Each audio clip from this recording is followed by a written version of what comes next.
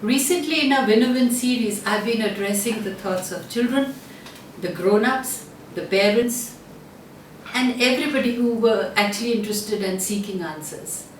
The result has been very good because it was like a food for thought given to the children, a food for thought given to the parents. It was children versus the parents too also I had addressed. Now what has happened is that I have got a couple of queries from people who have actually started asking me, okay, can you tell us what should we teach the children?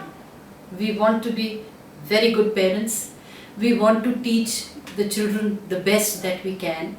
So what is that one thing that is required for parents to teach a child?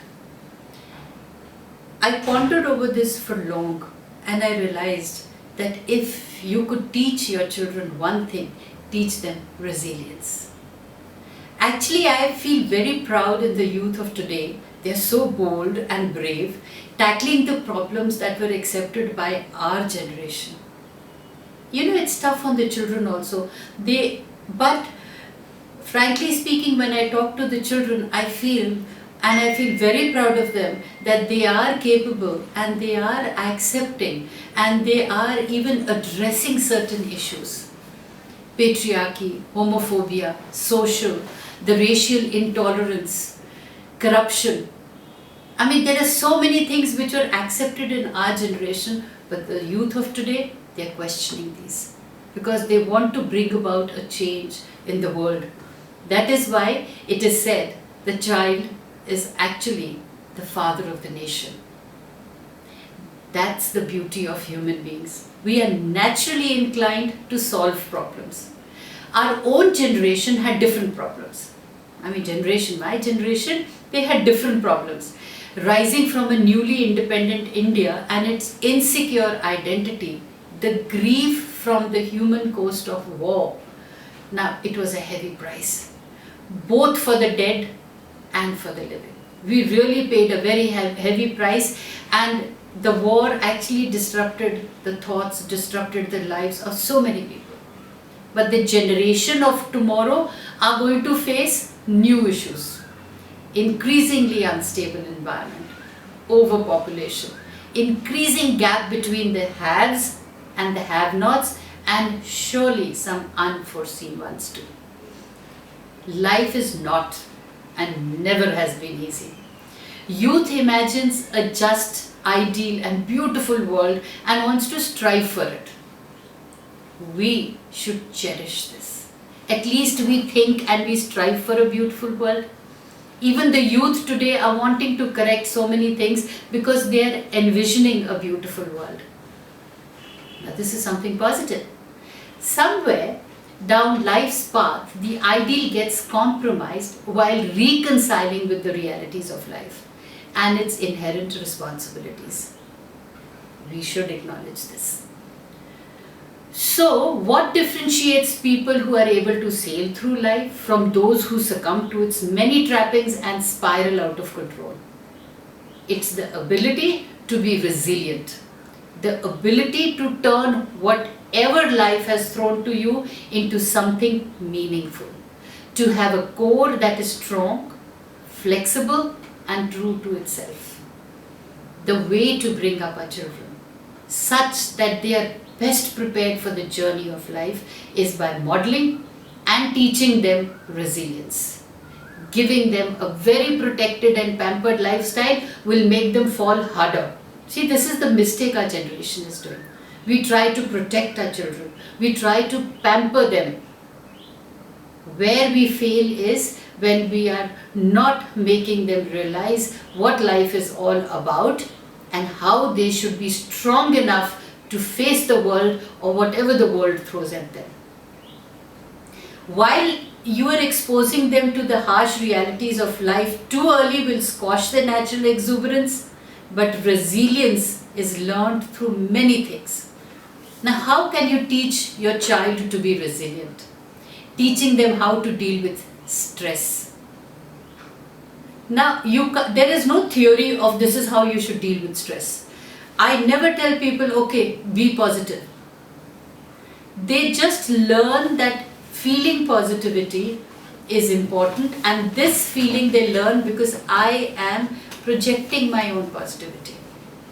So when you're teaching your child resilience, teaching them how to deal with stress, examine how you deal with the stress. Teaching them to love themselves, question yourself, are you loving yourself? Teaching the children to be able to look after themselves by eating well, exercising and sleeping. Reflect in yourself. Are you eating well? Are you exercising? And are you sleeping well? Because the children are going to be following what the parents do. Remember that.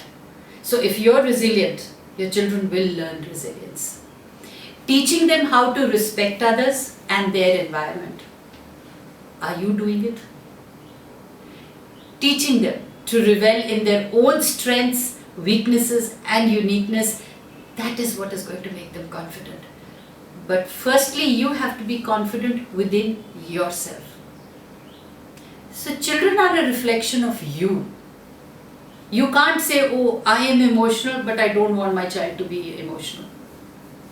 You can't say that I don't care about what's happening around me and then expect the children and give them.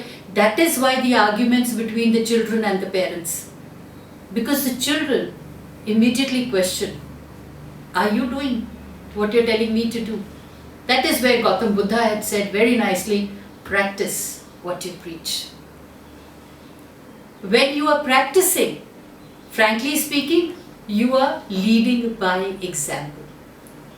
Teaching your children healthy habits for coping with disappointment and frustrations in life, friendships, communication, altruism, personal development through hobbies like reading, sports, cultural pursuits and volunteering activities. Before you attempt teaching any of these to your children, examine them in yourself. If you deal with the stresses of life unhealthily, getting violent, smoking, binge drinking, isolating yourself, etc. I've seen so many of my clients, I have seen around me with friends also, they'll get into bad habits themselves and then they come and tell me that the children are into bad habits. My only answer to them is reflect on yourself. How many late night parties are you doing? How many times have your children seen you that you've actually drunk and come home? I'm not saying drinking is bad, but just contemplate that. Does it bring in happiness or does it bring in depression to you? Is it doing something good to you? Now, is smoking good for your health or over drinking good for your health? If it is not, and if your children are witnessing all this, don't you think they are also going to follow? Be kind to yourself. Examine the reasons and start making attempts at developing yourself out of these self-hating short-term mechanisms. Now, setting goals for your own self-development will be a positive example for your children to turn things around for themselves. Sometimes, even if it is unintentional, it is our kids that teach us how to live. So resilience. My one word for the parents is teach your children resilience. Teach your children how to face facts in life. Don't overprotect them. Don't over-pamper them. Deal with them like you would deal with an adult. While I was going live talking about resilience, and I was trying to tell that how it's a parent's responsibility to teach children resilience. From the crew around, there is one very nice question that was put up. The question was that should parents teach resilience to children, or should they protect him, or should they recognize that a child is not capable? And then teach the child how to be strong, and then teach the child how to be... No, my answer here is, you must understand, each one of us that have been born and blessed to be born, we are born with certain capabilities, positives and negatives. It is our attitude towards our own positive and negatives is what makes us strong or weak. I'll give you a very nice personal example of mine. I'm married to this wonderful army officer, and he was a youngest child of a brood of 12. You know, in those days we had a lot many children. So he was the youngest child, really overprotected, overpampered by his parents, by his sisters, by the people around him, because he was not only a good looking beautiful child, but he was also one of those children who was very intelligent in his studies, and everybody around him appreciated that. What happened in the bargain? He became dependent, and he became so used to the fact that whatever he wanted in life, including a glass of water, was produced in front of him as and when he needed it. He really didn't know how to even boil water. Fortunately for him, he got commissioned into the Indian Army, and in Indian Army all officers are given something known as sahayaks or helpers who help them out in their day-to-day routine. So the helper was there constantly to give him his glass of water or his slippers or do up his bed or do up the daily things that actually an individual is supposed to do. He got used to that. Then he gets married to me, an Indian woman who was conditioned to take care of the husband's needs as a priority to her own self. Do you know what happened in the bargain? At the age of 65, when he had to boil water, he didn't know how to ignite gas. Now this is dependency. Why did this come across? Because he became overprotective. He became he just took things for granted. How did I teach him resilience? By simply telling him, now that you are retired, I am retired too from the daily humdrum of life. So it's important that you learn how to do work yourself. It was difficult in the beginning, but today if you ask him, he's so happy making his cup of tea just the way he wants it. And just when he wants it. So much so that he doesn't mind when I go out for my holidays or when I am out busy with my work. He's capable of taking care of himself. So he was like a third child to me. I had to teach him how to become independent. And that independence has actually brought him a lot of happiness and a lot of freedom that today, let's say tomorrow, like one of us has to go before.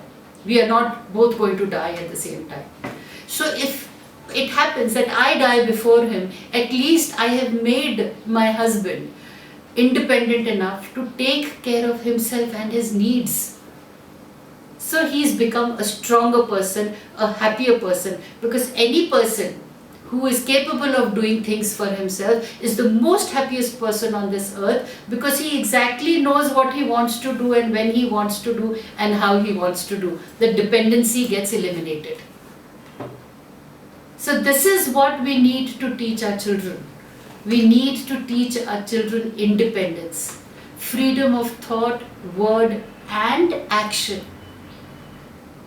And that's when the true happiness actually becomes prevalent in your own psyche, and that's when you start becoming positive of your own self, because the dependency gets broken. Your independency, which is basically resilience, becomes predominant in your personality, and that resilience makes you a whole new human being, and success then is not far away. ठीक है? Perfect.